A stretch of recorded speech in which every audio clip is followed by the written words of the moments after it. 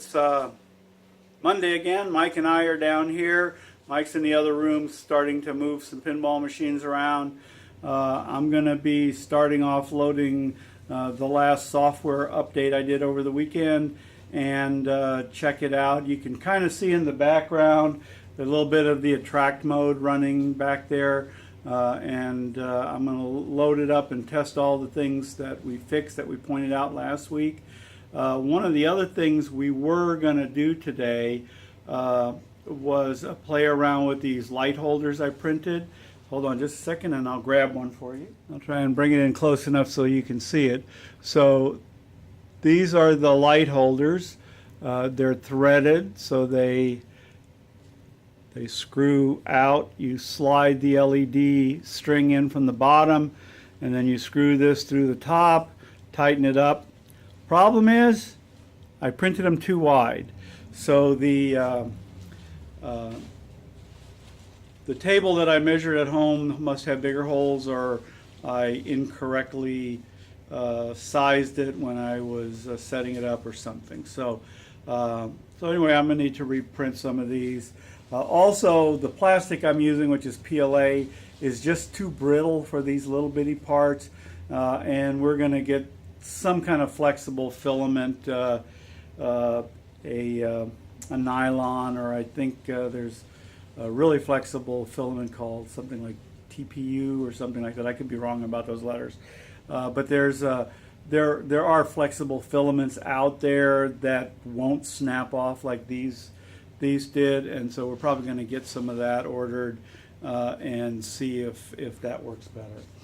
So today primarily we're going to look at this software, and then maybe I'll help Mike move a bunch of pinball machines, because we're trying to move stuff into the back of the shop so that the front of the shop area can be used for something else. So I'll bring you back after I get my software reloaded, and I'll take you through the testing of the things that we did. Okay, I'm going to show you the software changes I have done so far. I'm also going to show you a couple of bugs that we found while initially testing this out. So you can see this little attract mode that I have running here. It is actually not running the way I intended it to, and I need to troubleshoot that. But it should light up like this, and then it should have a black spot following that turns it back off, and then it should repeat and turn it back on and back off. But it's just going on, flipping back to zero and going back off again. But it's still working as an attract mode, and the whole purpose of that was for us, while we don't have a back glass area and don't have the LEDs up there, to know that the game is over legitimately and that it's ended.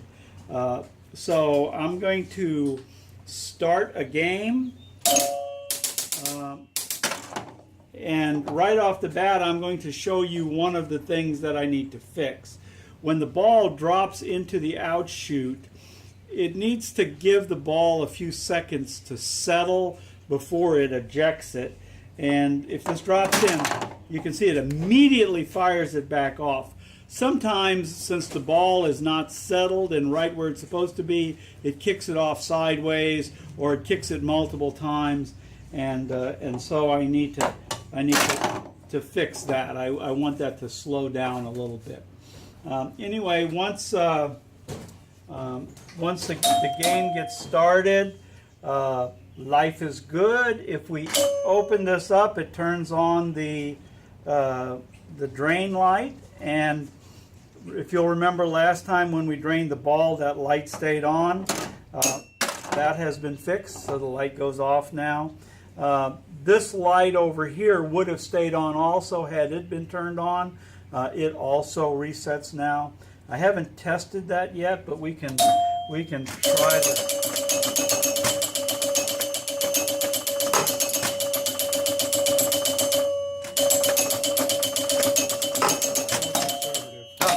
Okay, so the light is on, we drain, it goes off. So that works really good. And the other thing that we were testing was the tilt feature, and I just made a mistake. Okay, I made this earlier, and I know there's a bug in my code. I just tilted the table, but I hadn't played a ball yet.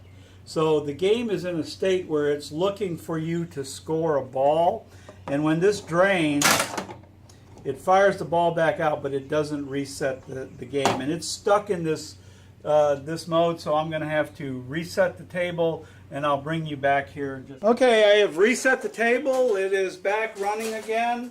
I will start a game by pretending to play a ball through, and then I will tilt it. So the game is tilted, nothing works, flippers don't work, none of the stuff works, it falls through, drops through, and then once it gets down here, flips the ball out, starts the game back up. You're now on your next ball. Since I can't really check to see if you're really on the next ball or not, I'll end the game. Okay, there's the end of the game. We're back in attract mode. So I will add 2 players, and I will shoot this player up. And once he scores, I tilt the table. It falls down.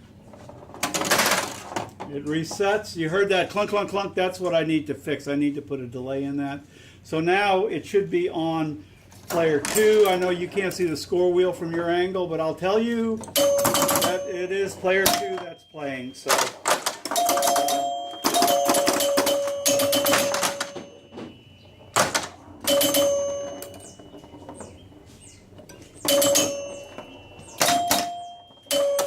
that's it. Since we're in a house cleaning, moving around thing, we don't have much else to do. I'm actually going to work on this software here tonight. So maybe a little bit later on I can bring you back and show you some of these things being fixed. So I'll bring you back in a little bit. Okay, so the first thing I tackled was the tilt situation. As it turned out, there's a couple of states that I had to fix. And so when I start a game, the ball will come out. Now the game has not started yet, so I am in state 3. State 3 is the state where I can add more players if I want, but if I tilt it, okay, and then the ball, so the game the ball is tilted. There's my, okay, so that was state 3. I am now in state 4, which says that the game has been played, and well, let me do one. Okay, so now I'm in regular play and I tilt.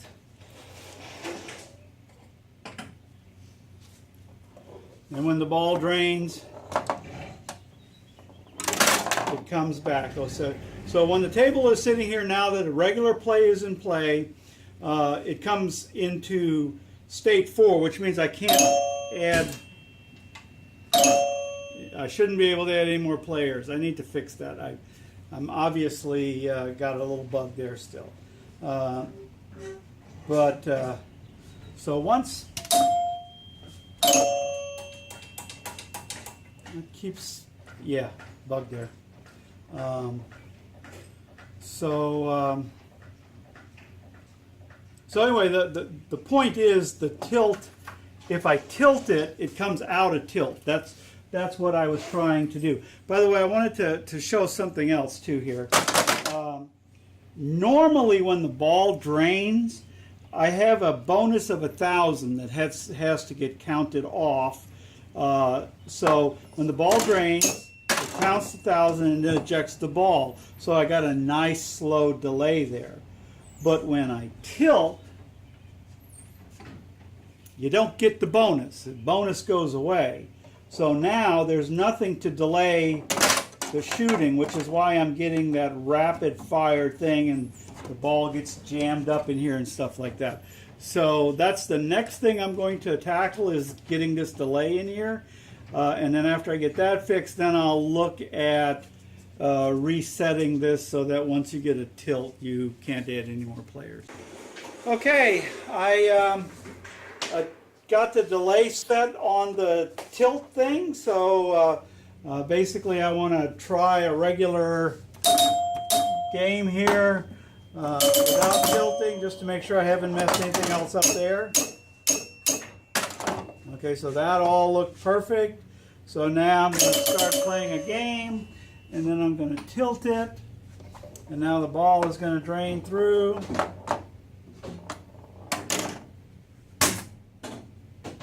And it's the end of the game, so it didn't show you the delay I wanted to show you. So let me start another game. Play a score. Tilt it. Drain the ball. 1 second delay, it shoots out. So that's all nice and clean now. So that's all working perfectly. I still have that little bug about being able to add games when you haven't started a game, and I need to fix that. That's a very minor thing, and I probably won't fix that here tonight. So by the way, just to show you what Mike has been doing while I've been doing all this, I'll pull the camera up and you can see that he's got several of his pinball machines that he has brought into here. There are more to come in here. So the next step is to move the table I'm working on. So the next time you see this in film, it'll be in a new location on the other side of the room.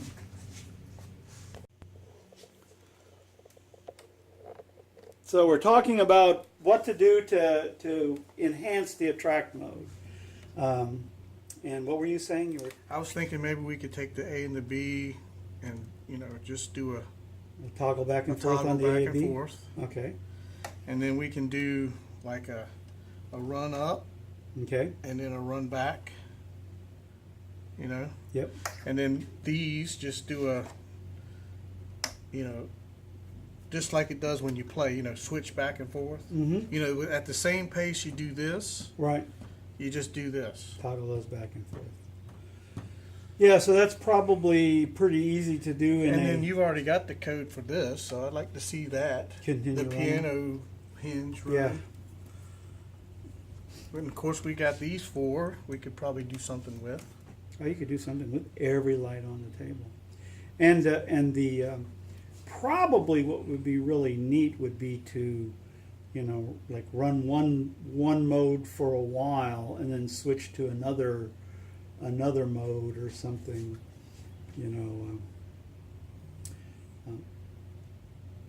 One of the things I thought about doing was basically stepping up through this, then turning both of these lights on simultaneously, and then turning all of these lights on, and then all of those lights on, and then maybe all of the lights on the top of the playfield. Okay, so like it's going up here like a fountain. And fountains out, yeah. That's cool. Yeah, so... yeah, go up here, then turn these two on, and this one, and these two, and then maybe, these four, and yeah, maybe something here. Yeah, that's cool. Yeah, unlike the previous code I did where I had like affects things like blink or flash or what, this has to basically just be hand built. Yeah, on and off and timed. Yep. Yeah.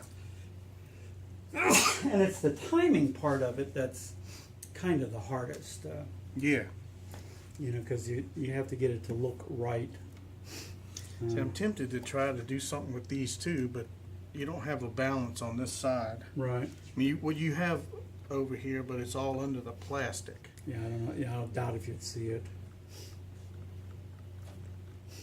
Now, what you could do is maybe run up like this, hit this light, zip around there, and come on back down here, and then maybe catch that light or something.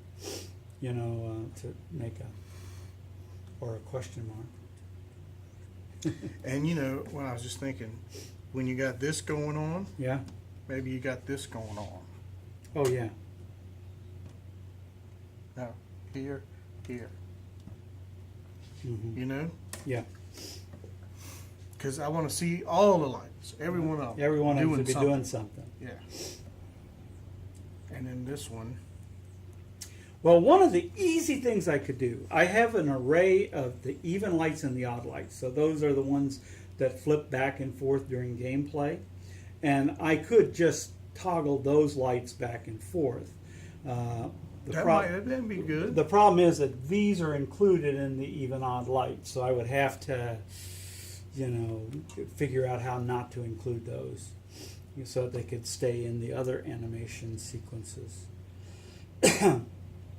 Or actually, I probably don't have to. The rule of last wins in this game. Whatever you set last before you display it is what the guy's going to really see. Yeah. So you could set the even or odd first to set the table up, and then do whatever animation you're doing, and then display it. And just because it turned these lights on, those lights on, they get overwritten by by this routine if it should be on or off. Those rings are cool. Yeah, they are. In this mode, they are really cool.